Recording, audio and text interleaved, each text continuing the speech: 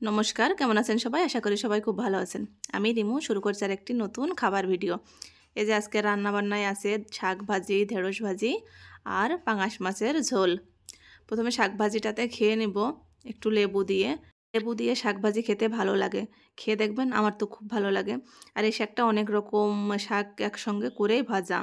নোটে শাক, হেলাঞ্চো, মালাঞ্চো, আরও কী কী শাক জানি আছে, তেলাকুচো, সেইগুলো দিয়ে পেঁয়াজ দিয়ে লঙ্কা দিয়ে একসঙ্গে ভেজে নিয়েছি। খেতে ভালোই লাগছে, খারাপ লাগছে না।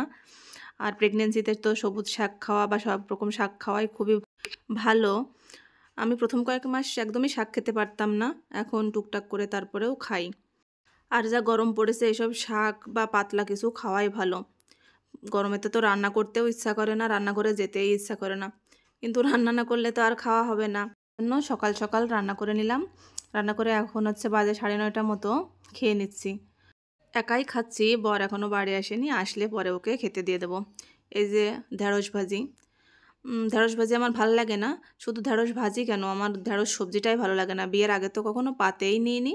বিয়ের আগে অবশ্য এমন অনেক সবজি ছিল যেগুলো একদমই পছন্দ করতাম না বা খেতাম না। সেগুলো বাড়িতে রান্না হলেও মার সাথে অনেক ঝামেলা করতাম। এখন নিজেই মায়ের মতো হয়ে উঠেছি, সব রকম সবজি রান্নাও করছি, সব রকম সবজি টুকটাক খাচ্ছিও, সেটা পছন্দের হোক বা অপছন্দের। এই যে মাছের ঝোলটা নিয়ে নিলাম। মা অবশ্য বলতো যে হচ্ছে বিয়ের পরে দেখবো সব সবজিই খাচ্ছিস। এখন মায়ের কথাই সত্যি হয়ে গেছে। আসলে মনে হয় মেয়েদের জীবনটাই এমন, সবাইকে একসঙ্গে নিয়ে মানিয়ে চলতে হয়। এই যে আমার খাওয়া প্রায় শেষের দিকে। এখন হচ্ছে মাছ নিইনি, মাছের মাথাটা নিলাম। মাছটা দুপুরে খাবো। তাহলে ভিডিওটা এখানেই শেষ করছি। সবাই সুস্থ থাকবেন, ভালো থাকবেন। দেখা হবে পরের একটি ভিডিওতে।